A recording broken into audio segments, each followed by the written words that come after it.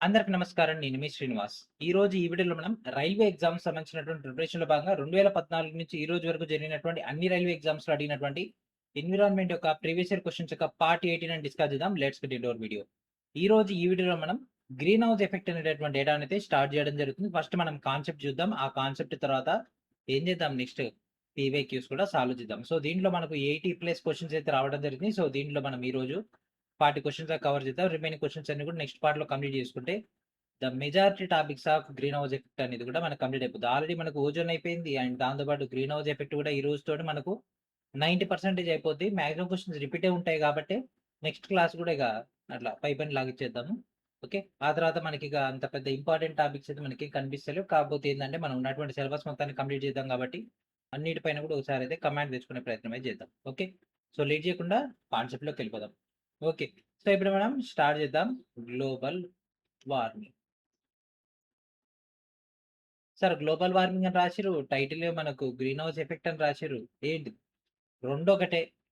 హరిత గృహ ప్రభావం అన్నా, గ్లోబల్ వార్మింగ్ అన్నా ఒకటే. రెండిటి యొక్క పర్పస్‌లో అంటే ఒకటి ఇంకో దాన్ని ఉండడం జరుగుతుంది కాబట్టి ఏది రాసినా అదే. ఓకే. అసలు ఈ యొక్క గ్లోబల్ వార్మింగ్ అనే పదాన్ని మొట్టమొదటిసారిగా వాడినటువంటి వ్యక్తి ఎవరు అంటే that person is Wavell broker. ఓకేనా? గ్లోబల్ వార్మింగ్ అనేటటువంటి పదాన్ని మొట్టమొదటిగా వాడినటువంటిది వాలెన్ బ్రోకర్. అసలు ఈ యొక్క గ్లోబల్ వార్మింగ్‌కి సంబంధించినటువంటి ప్రాసెస్ ఏంటి సార్ అంటే ఏదైతే సూర్యకిరణాలు సూర్యుడి నుంచి భూమి మీదకొస్తాయో భూమి ఉపరితలాన్ని చేరడాన్ని మనం సౌరపుటం అనడం జరుగుతుంది. అంటే ఇన్సోలేషన్ అని అయితే అనడం జరుగుతుంది.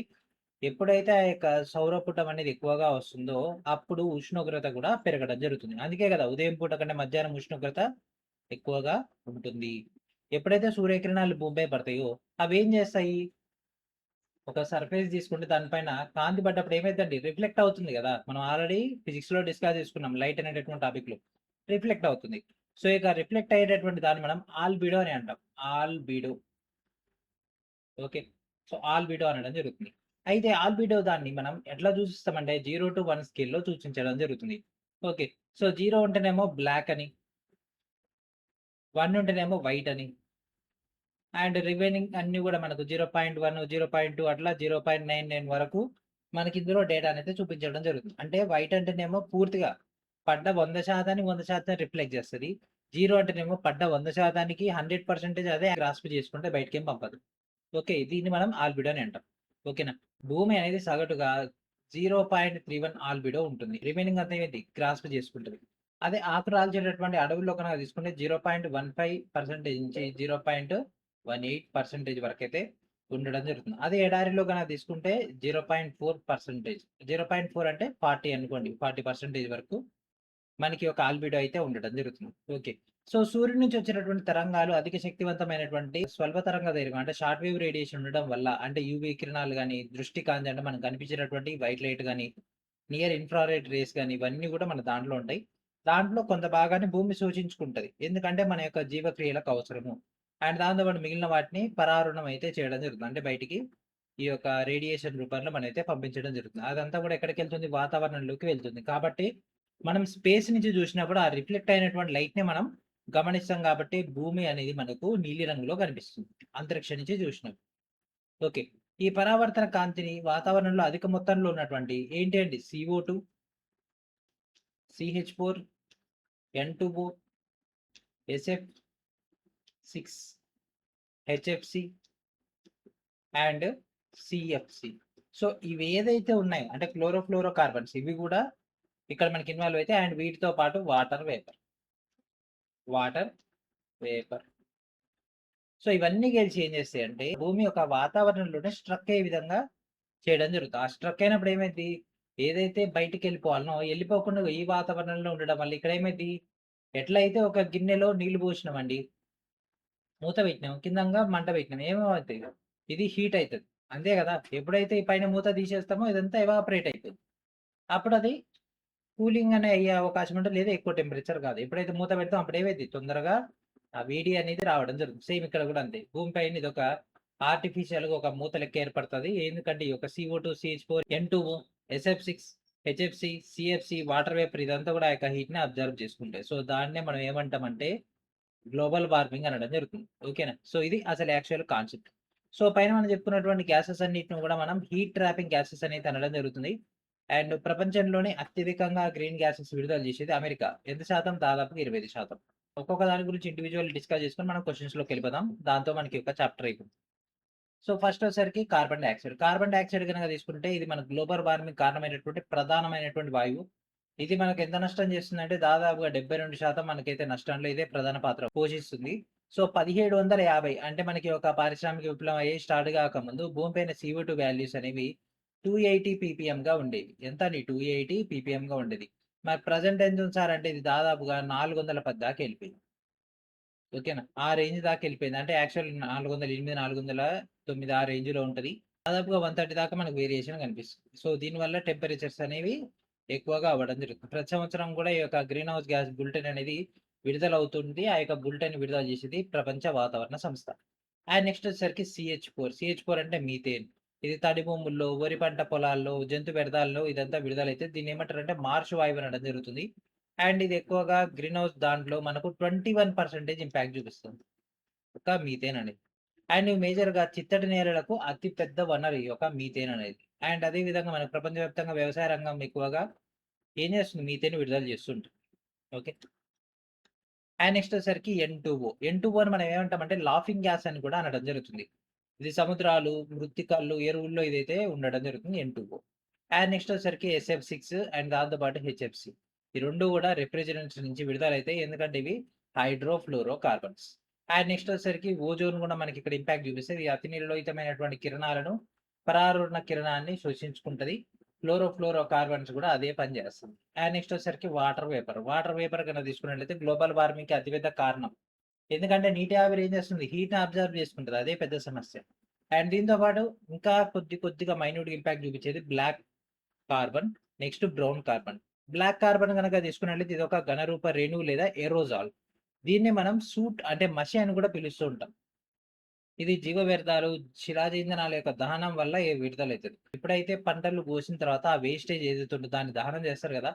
అప్పుడు మొత్తం మసిలేస్తది గదా! ఆ మసి మనం పొయ్యిలు పెట్టినప్పుడు పొయ్యిలోంచి వచ్చేటటువంటి మసి అదంతా గూడా ఇగో బ్లాక్ కార్బనే అనడం జరుగుతుంది. నెక్స్ట్ వచ్చేసరికి బ్రౌన్ కార్బన్. ఇది ఆర్గానిక్ ఏరోజాయిల్ అంటే కర్ర, పిడకలు, బొగ్గు, పంట అవశేషాలు వంటి జీవ వ్యర్థాల యొక్క దహనం వల్ల గూడా ఏర్పడడం జరుగుతుంది. ఇవన్నీ గూడా కార్బన్ సంబంధించినవి. ఓకే. మరి ఒక గ్లోబల్ వార్మింగ్ సంబంధించినటువంటి ఇప్పటివరకు ఏంది? అది ఎందుకొచ్చిందనేది తెలుసుకున్నాం. అండ్ దీంతో పాటు కొన్ని ఇంపార్టెంట్ అయినటువంటి పాయింట్స్ చూద్దాం. సో నెక్స్ట్ వచ్చేసరికి గ్లోబల్ వార్మింగ్ పొటెన్షియల్. ఏంటిదండి? జీడబ్ల్యూపీ. ఓకే. సో ఒక వాయువు ఒక నిర్దిష్ట కాల వ్యవధిలో అంటే సాధారణంగా ఒక 100 సంవత్సరాలు గనక తీసుకుంటే కార్బన్ డయాక్సైడ్‌తో పోలిస్తే ఎంతనైతే శక్తి శోషించుకుంటదో దాన్ని మనం జీడబ్ల్యూపీ అయితే అనడం జరుగుతుంది. జీడబ్ల్యూపీ ఏ వాయువుకి ఎక్కువగా ఉంటదో అది అధిక శక్తిని శోషించుకుంటది. జీడబ్ల్యూపీ తక్కువగా ఉంటే అది తక్కువ శక్తిని శోషించుకుంటది. సో దీంట్లో మనకి ఎక్కువగా ఉండేది పీఎఫ్‌సీలు ఎక్కువగా ఉండడం జరిగింది. ప్రపంచంలో అత్యధికంగా తలసరి కార్బన్ డయాక్సైడ్ విడుదల చేస్తున్నటువంటి దేశాలలో ఖతార్ ఫస్ట్ ప్లేస్‌లో ఉంది. అండ్ ఈ యొక్క గ్లోబల్ వార్మింగ్‌కి ఇంకేమైనా కారణాలున్నాయా? అంటే ఓన్లీ వాయువులు విడుదలవ్వడం వల్లనే మనకి ఇదంతా సమస్యొస్తుంది గదా! మరి అసలు ఇవన్నీ ఎందుకు విడుదలవుతున్నాయి అంటే ఫస్ట్ ఆఫ్ ఆల్ అడవులను నరికివేయడం. అడవులను నరికివేయడం వల్ల అండ్ దాంతో పాటు శిలాజ ఇంధనాలను దహనం చేయడం వల్ల, అధికంగా పశుసంవర్ధక రంగం అనేది అభివృద్ధి చెందడం వల్ల, అంటే వ్యాప్తి చెందడం వల్ల, దాంతో పాటు డ్యామ్‌ల నిర్మాణం, రిఫ్రిజిరేటర్లు, ఏసీలు వాడడము, ఇతర రంగాల యొక్క వాటా అనేది అధికంగా ఉండడం వల్ల వాటి యొక్క ఇంపాక్ట్ అనేది వీటిపైన పడడం జరుగుతుంది. ఒక వ్యక్తి లేదా పరిశ్రమ లేదా గృహం నుంచి విడుదలయ్యేటటువంటి CO2 అనేది ఇతర గ్రీన్ హౌస్ గ్యాసెస్ మోతాదుని కార్బన్ ఫుట్ ప్రింట్ అని అయితే అనడం జరుగుతుంది. ఓకేనా? కార్బన్ ఫుట్ ప్రింట్ గురించి కూడా చాలా సార్లు ఎగ్జామ్‌లో క్వెషన్ అడిగిండు. సో, అందుకే ఇది కూడా ఒకసారి మాట్లాడుకుంటే బావుంటదని అండ్ దాంతో పాటు మరి కార్బన్ వస్తుందిగా దీనికి ఎవరైనా టాక్స్ ఏసిర్రా అంటే యెస్. టాక్స్ ఏసినటువంటి మొదటి దేశం న్యూజిలాండ్. అండ్ మరి ఒక గ్లోబల్ వార్మింగ్ వల్ల మనకు ఓన్లీ టెంపరేచర్స్ పెరుగుతాయి కదా సార్! ఓకే. దానివల్ల ఏముంది ఏసీలు ఏసుకుందాం, ఫ్రిడ్జ్‌లు వాడుకుందాం, ఫ్యాన్‌లు ఏసుకుందాం. ఓన్లీ ఇది చేస్తే సరిపోద్దా అంటే కాదు. ఇది చాలా పెద్ద సమస్య. ఎందుకంటే ఈ ధృవాల్లో ఉన్నటువంటి మంచు కరిగి సముద్ర మట్టం పెరగడం వల్ల ఏదైతే భూమి 21% ఉందో అది 20, 19, 18, 17 అట్లా పడిపోతూ వస్తుంది. ధృవాల వద్ద మంచు కరుగుతది. ఆటోమేటిక్‌గా సముద్ర మట్టం పెరుగుతది. దాని పట్ల లోతట్టు ప్రాంతాలు ఏదైతే ఉంటాయో అవన్నీ గూడా మునిగిపోతాయి. ఇప్పటికే తువాలు దేశం అనేది సగం మటుకు తువాలులో నానినట్టు నానిపోయింది. ఇంకా మిగిలింది గూడా ఇంకా కొన్ని సంవత్సరాల్లో పోతది. ఒకసారి యూట్యూబ్‌లో చూడండి తువాలు దేశం అనేది. ఓకే. బంగ్లాదేశ్ గాని, అండమాన్ నికోబార్ గాని, గ్రీన్‌లాండ్ గాని, గోవా లాంటి ఇవన్నీ గూడా మునిగిపోయే అవకాశం ఎక్కువగా ఉంటది. ఇండియాలో ఉన్నటువంటి చాలా రాష్ట్రాల యొక్క తీర ప్రాంతాలు గూడా మునిగిపోయే అవకాశం ఉంటది. అతివృష్టి, అనావృష్టి వల్ల తీవ్ర వరదలొస్తాయి. కరువు లాంటి విపత్తులొస్తాయి. ఆల్రెడీ ఇప్పుడు ఎల్‌నినో వచ్చింది. ఎందుకు? అధిక టెంపరేచర్ ఇది కూడా ఇంపాక్ట్. గ్లోబల్ వార్మింగ్ వల్లనే దాని యొక్క రేంజ్ పెరగాల్సిన దానికంటే అత్యధికంగా పెరుగుతుంది. అంటే 1% రావాల్సింది 2% వస్తుంది. దానికి కారణం ఇది. ఓకే. వర్షపు చినుకులు మధ్యలోనే ఆవిరవ్వడం వల్ల, ఈ యొక్క అధిక టెంపరేచర్ ఉండడం వల్ల అది భూమి మీదకొచ్చేలోపే అది హీటింగ్‌కి అది మళ్ళీ ఆవిరైపోవడం వల్ల సరస్సులు, నదులు ఎండిపోతాయి. వివిధ రకాలైనటువంటి వ్యాధులనేవి రావడం జరుగుతుంది. మలేరియా గాని, హార్ట్‌కి సంబంధించినయి గాని, లంగ్స్‌కి సంబంధించినటువంటివి గాని. అండ్ దాంతో పాటు వేసవి ఉష్ణోగ్రతలు పెరిగి వడదెబ్బ ఎక్కువగా చనిపోతారు. అండ్ దాంతో పాటు ఉష్ణమండల ప్రాంతాల్లో కూడా వ్యవసాయ దిగుబడి తగ్గిపోతుంది. తీవ్ర వడగాలులొస్తాయి. హిమానీ నదులు అదృశ్యమైపోతాయి. అంటే గంగోత్రి హిమానీ నదం ఏదైతే ఉందో, అది ప్రతి సంవత్సరం కూడా తగ్గిపోతూనే ఉంది. ఇన్ ఫ్యూచర్‌లో ఇంకా ఘోరంగా తగ్గిపోతుంది. గ్లోబల్ వార్మింగ్ వల్ల మనకు ఆమ్ల వర్షాలకు సంబంధించినటువంటి ఇంపాక్ట్ కూడా వస్తది. అండ్ దాంతో పాటు నీటి యొక్క క్షారత్వం కూడా తగ్గుతది. వాతావరణంలో కార్బన్ డయాక్సైడ్ స్థాయి ఉన్నదానికంటే ఎక్కువగా పెరగడం వల్ల అది కార్బోనిక్ ఆమ్లంగా మారడం వల్ల సముద్రంలో ఉన్నటువంటి ఆమ్ల స్థాయి పెరుగుతది. దీన్ని మనం సముద్రపు ఎసిడిఫికేషన్ అనేది అనడం జరుగుతుంది. దీనివల్ల సముద్రం యొక్క నీటి యొక్క క్షారం తగ్గిపోద్ది. అంటే యాక్చువల్‌గా పీహెచ్ మనకు 8-8.5 అట్లా ఉండడం జరుగుతుంది. ఓకే. ఇంగో ఇవన్నీ మనకు దీంట్లో ఉన్నటువంటి మేజర్ కారణాలు. ఇక దీనికి సంబంధించి ఐక్యరాజ్య సమితి మనకు ఆల్రెడీ ఒక మీటింగ్ అయితే పెట్టుకుంది 2017లో న్యూయార్క్‌లో ఐక్యరాజ్య సమితి ఓషియన్ కాన్ఫరెన్స్ అనేది. ఇవన్నీ క్వెషన్స్‌లో మనం ఆల్రెడీ కవర్ చేసుకుందాం లెండి. ఎందుకంటే లేటెస్ట్ డేటా క్వెషన్ ద్వారా మనకైతే కవర్ అయిపోతది. అండ్ దీంతో పాటు మనకు అంటార్క్టిక్ ట్రీటీ అనేది వచ్చింది. అండ్ దాంతో పాటు అమెరికా, చైనా సంయుక్త ప్రకటన కూడా 2014లో చేసిర్రు. సో, మనకు అదంతా కూడా ఇప్పుడు క్వెషన్స్‌లో అంటే మాక్సిమం ఇప్పుడు మనం డిస్కస్ చేయబోయే క్వెషన్స్‌లలో కవర్ అయిపోతాయి. కాబట్టి ఆ రిమైనింగ్ డేటాని కవర్ చేసేద్దాం. ఓకే. సో, ఇది మనకున్నటువంటి ఏంటిదండి థియరీ ఆఫ్ హరిత గృహ ప్రభావం. ఓకే. ఇప్పుడు మనం క్వెషన్స్‌లోకెళ్ళిపోదాం. గ్రీన్ హౌస్ ఎఫెక్ట్ అంటే global warming. And our first question. Which gases act as the main greenhouse gases with rising atmospheric concentrations? వాతావరణంలో సాంద్రత పెరగడంతో ప్రధాన గ్రీన్ హౌస్ వాయువులుగా ఏ వాయువులు పనిచేస్తాయి? సో, అసలు గ్రీన్ హౌస్ వాయువులకు సంబంధించినటువంటి డేటా ఒకసారి చూసుకుందాం. చాలా క్వెషన్స్‌లో ఇది రిపీట్ అయితేనే ఉంటది. ఎందుకంటే లిమిటెడ్ సిలబస్సే కాబట్టి. సో, దీంట్లో మనకు వాటర్ అనేది ఇంపాక్ట్ చూపిస్తది. అంటే వాటర్ వేపర్‌గా, కార్బన్ చూపిస్తది కార్బన్ డయాక్సైడ్‌గా, నైట్రోజన్ చూపిస్తది నైట్రస్ ఆక్సైడ్‌గా, అండ్ దాంతో పాటు ఓజోన్, ఆక్సిజన్ O3గా, మీథేన్ CH4గా మనకిక్కడ చూపించడం జరుగుతుంది కార్బన్. సో, OHCl ఈ 4 మనకిక్కడ వస్తాయి. సో, ఆర్గాన్ ఉందా? లేదు. Carbon dioxide, methane, nitrous oxide. Carbon dioxide, methane, nitrous oxide ఈ 3 ఉన్నాయి. హైడ్రోక్లోరోఫ్లోరో లేదు. హైడ్రోక్లోరోఫ్లోరో లేదు. So, answer is option B is our answer. శిలాజ ఇంధనాలను మండించినప్పుడు విడుదలయ్యే మరియు గ్రీన్ హౌస్ ప్రభావానికి ప్రధానంగా కారణమైనటువంటి వాయువు ఏంటిది? ప్రధానమైనటువంటి కారణమైనటువంటి వాయువు ఒకటే అండి కార్బన్ డయాక్సైడ్. ఓకేనా? కార్బన్ డయాక్సైడ్ కనిపిస్తే ఫస్ట్ అదే పెట్టేయండి. ఈ యొక్క గ్రీన్ హౌస్ ఎఫెక్ట్‌కి సంబంధించింది. అంటే హరిత గృహ ప్రభావానికి. ఓకే. సో, ఆక్సిజన్ దహనం చేస్తది. కాకపోతే ఇది గ్రీన్ హౌస్ వాయువు కాదు. అదే ఓజోన్, O3 వచ్చినట్టయితే అప్పుడు మనం తీసుకోవచ్చు. నైట్రోజన్ అంటే నైట్రోజన్ కాదు. నైట్రోజన్ ఆక్సైడ్, నైట్రస్ ఆక్సైడ్ వస్తాయి. హైడ్రోజన్ అంటే హైడ్రోజన్ కాదు. వాటర్ వేపర్ కిందకొస్తాయి. అట్లా. ఈ కింది వాటిలో ఏది గ్రీన్ హౌస్ వాయువు కాదు. మీథేన్ అయితది, ఇది అయితది, ఇది అయితది. ఏంటిది కార్బన్ టెట్రాక్లోరైడ్ అనేది కాదు. కాబట్టి ఆన్సర్ ఏంటిది? Option D is our answer. So, carbon tetrachloride అంటే CCl4. ఓకే. సో, ఇది మనకు గ్రీన్ హౌస్ వాయువు కాదు. ఇది మీథేన్, కార్బన్ డయాక్సైడ్ మరియు నైట్రస్ ఆక్సైడ్‌లు మిగిలిన 3 కూడా మనకు గ్రీన్ హౌస్ వాయువులు. గ్రీన్ హౌస్‌లో ఉపయోగించినటువంటి గాజు పలక దేన్ని నిలుపుకుంటుందని అంటారు. సో, ఇక గ్రీన్ హౌస్ సంబంధించినటువంటి ఈ యొక్క వీటిలలో వర్షము, వేడి, తేమ, pH ఇదేమి ఉంటది. ఇది ఉంటది. ఏంటిది? తేమ, హ్యూమిడిటీ. గ్లోబల్ వార్మింగ్‌ను నియంత్రించేటటువంటి గ్లోబల్ వార్మింగ్‌ను నియంత్రించే చర్యగా ఈ కింది వాటిలో దేన్ని పరిగణించలేము? శిలాజ ఇంధనాల వాడకాన్ని తగ్గించడం వల్ల దీన్ని నియంత్రించొచ్చు కరెక్టే. శక్తిని సమర్థవంతంగా అంటే 100% యుటిలైజేషన్ చేసుకుంటే మళ్ళా మనం క్రియేట్ చేయాల్సిన అవసరం ఉండదు గదా! అంత ఎక్కువగా. కాబట్టి ఇది ఓకే. గ్రీన్ హౌస్ వాయువు ఉద్గారాన్ని తగ్గించడం ఇది కూడా కరెక్టే. అటవీ నిర్మూలన. అడవులను నిర్మూలించడం వల్ల గ్రీన్ హౌస్‌ని తగ్గిస్తామా? లేదు పెంచుతాం గదా! కాబట్టి ఇది ఆన్సర్ గాదు. సో, కాబట్టి ఇది కారణం కాదు కాబట్టి ఇదే మన యొక్క ఆన్సర్. సో, అడవులను నిర్మూలించినట్లయితే ఆటోమేటిక్‌గా ఏమవుతుందండి, అక్కడ ఏదైతే ఆక్సిజన్ యుటిలైజేషన్ ఉంటదో, ఆక్సిజన్ యుటిలైజేషన్ మనకు రాదు. కార్బన్ డయాక్సైడ్ సింకులుగా పనిచేసే కార్బన్ డయాక్సైడ్ సింకులుగా అవ్వకుండా ఇంకా ఎన్విరాన్మెంట్ డేంజర్ అయిద్ది కాబట్టి ఇదే మన యొక్క ఆన్సర్. సో, మన యొక్క సోషల్ మీడియా ప్లాట్‌ఫార్మ్స్ అయినటువంటి ఏంటి చెప్పండి? ఒకటి వాట్సాప్, ఇంకోటి టెలిగ్రామ్, ఇంకోటి ఇన్‌స్టాగ్రామ్, ఇంకొకటి అరటై. వీటిని ఫాలో అవుతుండండి.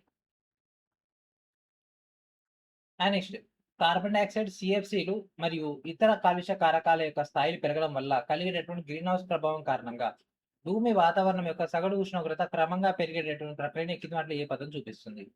ఏమంటారండి? ఉష్ణోగ్రత పెరుగుతుంది. గ్రీన్ హౌస్ ప్రభావం వల్ల పెరిగితే దాన్ని ఏమంటారు? That is known as global warming.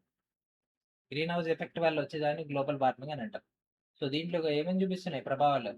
CH4, CO2, water vapour, O3. ప్రపంచ తాపనం అంటే ఈ యొక్క గ్లోబల్ వార్మింగ్ సంబంధించినటువంటి దాని కారణంగా భూమి ఉష్ణోగ్రత ఎంత మేర పెరిగింది? ఓకేనా? ఇది 2025లో వచ్చినటువంటి క్వశ్చన్. సో ఎంత మేర పెరిగిందండి? మనకి ఒక ఉష్ణోగ్రతలు రావడం వల్ల మనకు ఎంత మేర పెరిగింది? గ్లోబల్ వార్మింగ్ వల్ల 0.6 డిగ్రీస్ అనేది పెరగడం జరిగింది. ఓకేనా? సో ఇది మనకు భూమి యొక్క సగటు ఉష్ణోగ్రత పెరగడాన్ని సూచించడం జరుగుతుంది. దీని మానవుడి కార్యకలాపాలైనటువంటి CO2 అధికంగా విడుదల, CH4, నైట్రస్ ఆక్సైడ్ వంటి హరితగృహ వాయువులు వాతావరణంలోకి విడుదల అవ్వడం వల్ల ఇది సంభవించడం జరిగింది. ఓకే. మీరు అనుకోవచ్చు ఇది సింపులే అని, కానీ ఇది చాలా ఇంపాక్ట్ చూపిస్తుంది. ప్రపంచ తాపనానికి కారణమైనటువంటి ప్రధాన హరితగృహ వాయువు కింది వాటిలో ఏదండి? కార్బన్ డైఆక్సైడ్ కనిపిస్తుంది కదే, వేరేది ఏం లేదు. ఓకే. కొన్ని ఇట్లా రాసి పెట్టుకోండి. గ్రీన్ హౌస్ ఎఫెక్ట్ అనగానే మీకు ఏమంటే కార్బన్ డైఆక్సైడ్ గుర్తుకు రావాలి. అట్లా ఒక పేపర్ మీద రాసుకోండి. ఓజోన్ అనగానే CFC అని. అట్లాంటివి కొన్ని డైరెక్ట్ ఎగ్జాక్ట్‌గా అది ఫిక్స్‌గా అట్లాంటి క్వెషన్స్ వస్తాయి. వీటిని బట్టి ఎమ్మటే ఆన్సర్ చేసేయొచ్చు అట్లా. ఓకే.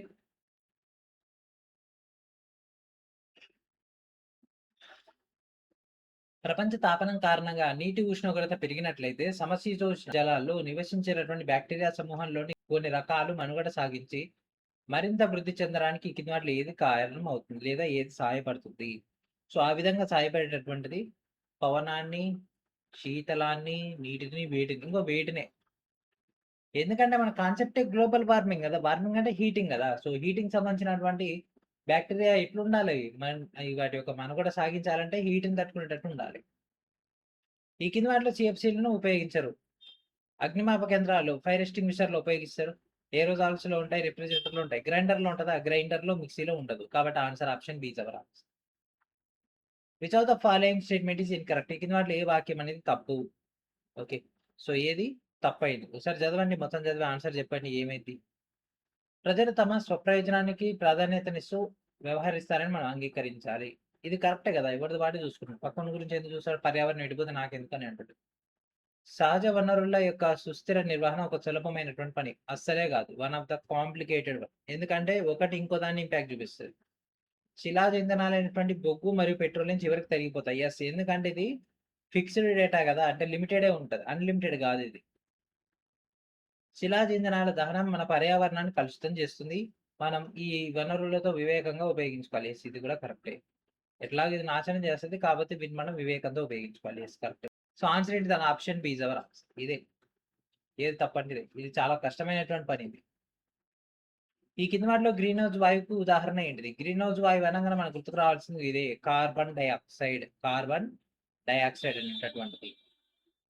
సుస్థిరతను నిర్ధారించడానికి ఈ కింది వాటిలో దేన్ని నిర్వహించాలి?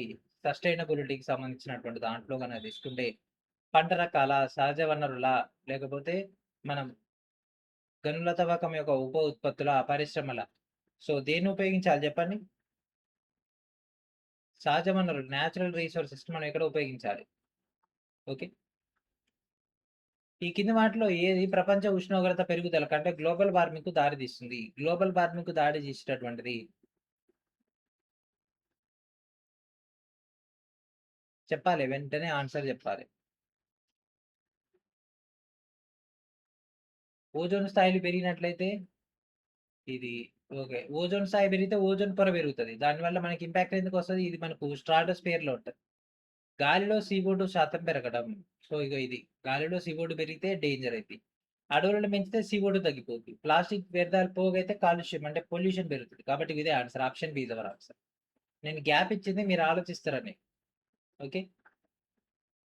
తీవ్రమైన ప్రపంచ ఉష్ణోగ్రత పెరుగుదలను నివారించడానికి ఈ కింది సహజ వనరుల్లో వేటిని మనం వివేకంతో ఉపయోగించాలి? వేటినండి? ఏదైతే మనకి ఒక నేచురల్ గ్యాస్ గాని, పెట్రోలియం, క్రూడ్ ఆయిల్స్ గాని, దాంతో పాటు కోల్ లాంటివి ఉంటే వాటిపైన. పెట్రోలియం మరియు బొగ్గు వీటికి సంబంధించినటువంటి వాటిని మనం జాగ్రత్తగా ఉపయోగించాలి. ఎందుకంటే అవి మళ్ళా పోతే మరి రావు కాబట్టి. ఈ కింది వాటిలో ఏది సుస్థిర వ్యవసాయం యొక్క లక్ష్యం కాదు? సుస్థిరమైనటువంటి వ్యవసాయం యొక్క లక్ష్యం కాదు. రసాయనాల వినియోగాన్ని తగ్గించాలి. ఇది కరెక్టే. ఆర్థిక విలువను గరిష్టం చేయడం. యెస్. ఒక పంట తీసుకుంటే దాంట్లో అధిక లాభాలు రావాలి. అండ్ దాంతో పాటు పర్యావరణ ఆరోగ్యాన్ని గరిష్టం చేయడం. 3 కరెక్టే. శ్రమ మరియు కృషిని తగ్గించడం. ఇది కూడా ఒక రకంగా కరెక్టే. కాకపోతే సస్టైనబుల్ డెవలప్‌మెంట్ పాయింట్ ఆఫ్‌లో ఇది లేదనుకుంటా. కాబట్టే ఇదే మనకు ఆన్సర్ అయింది. కాబట్టి answer option C is our answer.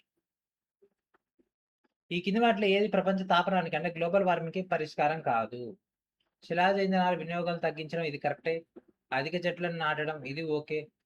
సీఎఫ్ఎల్ బల్బును ఉపయోగించడం ఇది ఓకే. సో ఏంటిది అడవులను నరికివేస్తే ప్రపంచ తాపనాన్ని తగ్గిస్తామా? లేదు. గ్లోబల్ వార్మింగ్ తగ్గించడానికి ఇది కారణమైతే కాదు. కాబట్టి answer option C is our answer. భూ వాతావరణంలో ఈ కింది వాటిలో ఏది గ్రీన్ హౌస్ వాయువు కాదు? గ్రీన్ హౌస్ వాయువు కానటువంటిది ఏంటిదండి? ఓజోనా, మీథేనా, సల్ఫర్ డయాక్సైడా, కార్బన్ డయాక్సైడా ఏది? Sulphur dioxide. ఇదొక్కటే మనకు స్టార్టింగ్‌లో చెప్పుకున్నటువంటి దాంట్లో లేదు. మిగిలినయన్నీ గూడా దాంట్లో ఉన్నాయి కాబట్టి సల్ఫర్ డయాక్సైడ్ అనేది డైరెక్ట్‌గా మన గ్రీన్ హౌస్ వాయువుగా తీసుకోము. ఎందుకంటే ఇది ఏదైతే ఒక కాంతి వస్తుందో దాన్ని తిరిగి మళ్ళా బయటికి పంపించేటటువంటి ప్రయత్నం చేసినప్పుడు ఇది దాన్ని గ్రహించడం గాని అట్లాంటివి ఏది చేయదు. ఇది దాన్ని బంధించి బయటికి పంపించే ప్రయత్నం అయితే చేయదు. ఓకే. కాబట్టి answer is option C is our answer. వాతావరణంలో CO2 అంటే కార్బన్ డయాక్సైడ్ యొక్క సుమారు పరిమాణం ఎంత ఉంటుంది? ఓకేనా? వాతావరణంలో CO2 ఎంత ఉంటుందండి? ఇక్కడ చూడండి. 2020 టైంకొచ్చేసరికి ఈ రేంజ్‌కొచ్చేసింది. అండ్ ఇక్కడ ఎంతుంది? 400 పైన. 400 పైన లేదు కాబట్టి ఇదే ఆన్సర్. 2014 టైంలో ఈ ప్రశ్న అడిగిండు కాబట్టి 2014కి అది ఎక్కడుందంటే ఇగో ఇక్కడుంది. ఇగో ఈ ఏరియాలో. అప్పుడు 400 రేంజ్‌లో వచ్చింది. Okay. So, answer is option A is our answer. కొన్ని దేశాలు కార్బన్ ఉద్గారాల పరిమాణాన్ని తగ్గించుకునేలా తప్పనిసరి చేసేటటువంటి ఒక ప్రోటోకాల్‌ని అనుసరిస్తున్నాయి. ఈ ప్రోటోకాల్ ఎక్కడ రూపొందించబడింది? ఎక్కడండి? మనకెప్పుడైతే ఈ యొక్క గ్లోబల్ వార్మింగ్ వీటికి సంబంధించినటువంటి డేటా వస్తదో ఎమ్మటే మన మైండ్‌లో రావాలి. Kyoto protocol. క్యోటో ప్రోటోకాల్ అనేది క్యోటో, జపాన్‌లో ఉండడం జరిగింది. ఓకే. ఇది పారిశ్రామిక దేశాల మధ్య కుదిరినటువంటి ఒక అంతర్జాతీయ ఒప్పందము. ఇది ఒక హరిత గృహ వాయువుల యొక్క ఉద్గారాలపై తప్పనిసరి పరిమితులను విధించడం జరిగింది. హరిత గృహ ప్రభావం అంటే గ్రీన్ హౌస్ ఎఫెక్ట్ వల్ల మన యొక్క వాతావరణంలో ఏదైతే ఉష్ణాన్ని బంధిస్తున్నామో, సో దానికి సాధనాలుగా పనిచేసేటటువంటి కార్బన్ డయాక్సైడ్ ఇవన్నీ కూడా దీంట్లో కారణమవుతాయి. ప్రపంచ ఉష్ణోగ్రత పెరుగుదలకు అంటే గ్లోబల్ వార్మింగ్‌కు అత్యంత ముఖ్యమైనటువంటి కారణం ఏమిటి? సో ప్రపంచ ఉష్ణోగ్రత పెరుగుదల కారణం ఏమిటండి? పరిశ్రమలు, అడవుల యొక్క విధ్వంసం ఇది ప్రధానమైనది అన్నాడు కాబట్టి యాక్చువల్‌గా CO2. CO2 అంటే కార్బన్ ఉద్గార. Carbon emissions. కాబట్టి ఆన్సర్ అనేది option A is our answer. So, దానికి సంబంధించినటువంటి డయాగ్రామ్ మీకు ఇక్కడ అందుబాటులో ఉంది చూడండి మొత్తం. భూతాపానికి గ్రీన్ హౌస్ ఆయిలే అత్యంత ప్రధానం. దీనికి ప్రధాన కారణం ఏమిటి? సో, ఇక్కడ CO2 సంబంధించినటువంటి కార్బన్ డేటా ఇవ్వలేదు. కాబట్టి మనం ఇక్కడ సెకండ్ ఆల్టర్‌నేటివ్ గనక తీసుకుంటే, ఇక్కడ సెకండ్ ఆల్టర్‌నేటివ్ పాయింట్ ఆఫ్ వ్యూలో ఏమొస్తుంది? ఇండస్ట్రీస్. ఎందుకంటే ఇండస్ట్రీస్ నుంచే కార్బన్ ఉద్గారాలు బయటకొస్తాయి కాబట్టి. సో, ఇది మనం తీసుకోవచ్చు. ఎందుకంటే దీని నుంచి మనకు కార్బన్ డయాక్సైడ్, నీటి ఆవిరి అయన్నీ కూడా వస్తాయి కాబట్టి అట్లా మనం తీసుకోవచ్చు. కాబట్టి answer option D is our answer. Carbon dioxide కారణంగా వాతావరణం యొక్క ఉష్ణోగ్రతలో పెరుగుదలని ఏమని అంటారు? కార్బన్ డయాక్సైడ్ కారణంగా వాతావరణంలో ఉష్ణోగ్రత పెరగడానికి గ్రీన్ హౌస్ ఎఫెక్ట్ అని అంటారు. అంటే హరిత గృహ ప్రభావం. భూతాపం యొక్క కారణం ఏమిటి? ఎందుకు భూతాపం వస్తుంది? ఓన్లీ CO2 అదొక్కటే మన మైండ్‌లో ఉండేది. ఎందుకంటే 70% పైగా అదే ఇంపాక్ట్ చూపిస్తుంది. పారిస్ ఒప్పందం అనేది గ్లోబల్ వార్మింగ్‌ను డాష్ సెల్సియస్ కంటే చాలా తక్కువగా ఉంచడమే లక్ష్యంగా పెట్టుకున్నట్లు ఒక ఒప్పందం. ఏంటిది? పారిస్ ఒప్పందం. పారిస్ ఒప్పందం పాయింట్ ఆఫ్ వ్యూలో గనక డేటా తీసుకున్నట్లయితే ఇది మనకు 2 డిగ్రీ సెంటీగ్రేడ్ కంటే తక్కువగా ఉండేటట్టు వీళ్ళిక్కడ సెట్ చేసుకోవడం జరిగింది. కానీ అది మరి అయితుందా అంటే లేదు. కాబట్టి answer is option C is our answer. And దీన్ని 1.5 డిగ్రీ సెంటీగ్రేడ్‌కే పరిమితం చేయాలని వీళ్ళైతే ప్లానింగ్ కూడా చేసుకుంటారు. ఐక్యరాజ్యసమితి వాతావరణ మార్పుల సదస్సు COP21లో భాగంగా ప్రపంచ నాయకులు చారిత్రాత్మక ప్యారిస్ వాతావరణ మార్పుల ఒప్పందాన్ని ఎప్పుడు ఆమోదించారు? ఓకే. ఇందాక 2 డిగ్రీస్ లోపలని అనుకున్నాం గదా! సరే. మరి అది ఎక్కడ అంటే ఇగో ఇక్కడ 2015లో COP21లో రావడం జరిగింది. భారతదేశ పర్యావరణ నిబంధనల ప్రకారం జరిమానాలు మరియు గ్రీన్ క్లియరెన్స్‌లను అమలు చేయడానికి 2024లో ఈ కింది అధికారిక సంస్థలు ఏది బలోపేతం చేయబడిందంటే central pollution control board CPCB. Central pollution control board. కేంద్ర కాలుష్య నియంత్రణ బోర్డ్. ఓకే. సో, ఇది మనకిక్కడ ఈ యొక్క గ్రీన్ క్లియరెన్స్‌లు అమలు చేయడానికి, జరిమానాలు విధించడానికి ఈ యొక్క సంస్థ అనేది బలోపేతం చేయడం జరిగింది. ఓకే. గ్రీన్ హౌస్ వాయువుల ఉద్గారాల యొక్క తీవ్రత GEI లక్ష్య నియమాల యొక్క ముసాయిదా 2025ను భారతదేశంలోని ఏ మంత్రిత్వ శాఖ 2025 ఏప్రిల్‌లో నోటిఫై చేసింది. ఇగో ఇవన్నీ కూడా కరెంట్ అఫైర్స్ బేస్ పైన అంటే లేటెస్ట్ డేటా బేస్ పైన ఇక్కడ ఫోకస్ చేస్తున్నారు. సో ఇది చేసినటువంటి డేటా వచ్చేసరికి ministry of environment, forest and climate change. Okay. So ఎవరండి? ఇగో ఇది ఈ యొక్క సంస్థ నోటిఫై చేసింది. UNEP united nations environment programme ఉద్గారాల యొక్క అంతర నివేదిక ఎమిషన్స్ గ్యాప్ రిపోర్ట్ 2024 ప్రకారంగా ప్రపంచ ఉష్ణోగ్రత పెరుగుదలను 1.5 డిగ్రీ సెంటీగ్రేడ్ పరిమితం చేయడానికి 2035 వరకు ఏ స్థాయిలో వార్షిక ఉద్గారాల తగ్గింపు అవసరమో, ఏ స్థాయిలో వార్షిక ఉద్గారాలు తగ్గించాలంటే 7.5% ఉంది. ఇవన్నీ డైరెక్ట్ క్వశ్చన్స్ ఇవన్నీ. ఏటా 7.5% తగ్గిస్తే అప్పుడు మనం అనుకున్నట్టు 1.5 డిగ్రీస్ అనేది 2035 వరకు అవుతుంది అనేది వీళ్ళ ప్లాన్. యుఎన్ఈపి ఉద్గారాల యొక్క అంతర్ నివేదిక 2024 ప్రకారంగా ప్రస్తుత విధానాలే కొనసాగిస్తే ఈ దశాబ్దం చివరి నాటికి ప్రపంచ ఉష్ణోగ్రత పెరుగుదల ఎంతవరకు ఉంటుందని అంచనా వేసిరు. సో యాజ్ ఇట్ ఈస్ ఉంటే మాత్రం 3.1% పెరుగుదల ఉంటుంది. ఓకే. 1992 నాటి ఎర్త్ సమ్మిట్ లో ఆమోదించబడినటువంటి సుస్థిరాభివృద్ధిని లక్ష్యంగా చేసుకున్న ప్రకటన అయినటువంటి ఎజెండా 21 లో 21 అంటే ఏంటి? ఇదిగో ఇక్కడ ఉంది earth summit agenda 21. So agenda 21 అంటే 21st సెంచరీ అండి. 21st సెంచరీ ఆ 21 అనేది. యుఎన్ఎఫ్సిసిసి యొక్క పూర్తి రూపం ఏంటిది అంటే దాని యొక్క ఫుల్ ఫామ్ ఏంటిది? యుఎన్ఎఫ్సిసి యొక్క full form united nations framework convention on climate change. Framework అండి, ఫెడరేషన్ కాదు, ఫ్రేమ్వర్క్. యుఎన్ఎఫ్సిసి యొక్క ప్రధాన కార్యాలయం ఎక్కడ ఉంది? యుఎన్ఎఫ్సిసి. సో దానికి సంబంధించి ఫుల్ ఫామ్ చేసినాం కదా, మరి అది యాడ్ ఉందో అది కూడా చెప్తాదో పని అయిపోద్దిగా. యాడ్ ఉంటుంది అది బాండ్లో ఉండడం జరిగింది. ఈ కింది వాటిలో మనకు ఒక ప్రతిపాదన మరియు ఒక కారణం ఇవ్వడం జరిగింది. అవి కరెక్టా కాదా అని చెప్పాము. కార్బన్ డైఆక్సైడ్ పెరుగుదల ధృవాల వద్ద ఉన్నటువంటి మంచు కరగడానికి కారణమవుతుంది. ఎస్ ఇది కరెక్టే. ప్రపంచ ఉష్ణోగ్రత పెరుగుతుంది. ఎస్ ఇది కరెక్టే. రెండు కరెక్టే. కాబట్టి ఏబి కరెక్ట్ కాబట్టి సి అనేది ఆన్సర్. వాతావరణ మార్పుల సమస్యను ప్రపంచానికి తెలియజేయడానికి ప్రపంచంలోనే మొట్టమొదటిసారిగా నీటి అడుగున మంత్రివర్గ సమావేశాన్ని నిర్వహించినటువంటి దేశం ఏమిటి? నీటి అడుగున మంత్రివర్గ సమావేశాన్ని ఏర్పాటు చేసినటువంటి ధైర్య సాహసాలు కలిగినటువంటి దేశం మాల్దీవులు. వీళ్ళు చూడండి మొత్తం డైవర్ లెక్క సూట్లు వేసుకొని అక్కడ రాస్తున్నారు. కాకపోతే ఇవన్నీ కూడా వాటర్ ప్రూఫ్. ఓకే. డాష్ను తగ్గించడానికి భారతదేశం మరియు France mobilise your city MYC అనేటటువంటి దానిపై ఒక అమలు ఒప్పందంపై సంతకం చేయడం జరిగింది. దేన్ని తగ్గించడానికి? మొబైలైజ్ యువర్ సిటీ అనేటటువంటి దేని గురించి? హరిత గృహ వాయువుల యొక్క ఉద్గారాల గురించి. ఓకేనా. సో దాని బేస్ పైన ఇక్కడ మొబైలైజ్ యువర్ సిటీ అనేటటువంటి డేటాని వీళ్ళు ఇక్కడ తీసుకొని రావడం జరిగింది. సో సైకిల్ వాడండి, గవర్నమెంట్ వెహికల్స్ వాడండి, అండ్ అదేవిధంగా మోనో రైల్స్ ఇట్లాంటివి ఉంటాయి కదా, రైలు వాడండి, నడక ఉపయోగించండి, అట్లా ఇవన్నీ దీంట్లో వచ్చాయి. హరిత గృహ వాయువులు అంటే గ్రీన్ హౌస్ గ్యాసెస్ లో అత్యధికంగా విడుదల చేసినటువంటి రంగం ఏమిటి? ఎక్కువగా ఏ రంగం నుంచి మనకి ఒక గ్రీన్ హౌస్ గ్యాసెస్ అనేవి విడుదల అవుతాయి అంటే మనకు ఎనర్జీ సెక్టార్ నుంచే ఎక్కువగా రావడం జరుగుతుంది. ఓకేనా. ఎనర్జీ నుంచే. ఎందుకంటే ఇప్పుడు ఏదైతే బొగ్గు మండిస్తామో దాని నుంచి CO2 వస్తుంది. వెహికల్ మనకు కావాల్సింది ఎందుకు? ఇంజన్ దేనికి? ఎనర్జీ గురించే కదా. ఆ ఎనర్జీ తోటి ముందరికి కదా దాని నుంచి కూడా వస్తుంది ఇవన్నీ కూడా. ఎందుకంటే ఇక్కడ చూడండి global green house gas emissions లో energy water 73%.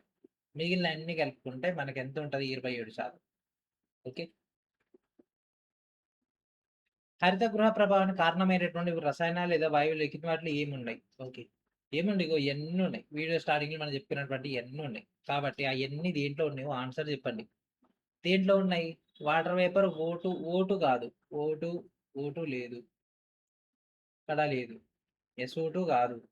Water vapour CO2 మరియు CFCs. ఈ కింది వాటిలో ఏది హరిత గృహ వాయువు కాదు? హరిత గృహ ప్రభావం కలిగినటువంటి వాయువు కానటువంటిది ఏంటంటే oxygen. Option C is our answer. మనకి ఏమేమైతే తెలిస్తే ఏది కాదో ఈజీగా ఆన్సర్ చేయొచ్చు. మరి హైడ్రోఫ్లోరో కార్బన్ కూడా కాదు కదా సార్. ఎస్. కాకపోతే ఏంటంటే ఆక్సిజన్ అనేది మనకు భూమి పుట్టిన కాంచింది. ఇది మనం సృష్టించినటువంటిది. ఓకే.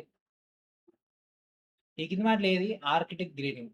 దీనికి కారణంగా చెప్పొచ్చు. ఆర్కిటిక్ గ్రీనింగ్ అంటే మొదట్లో ఇంత ఉండేది.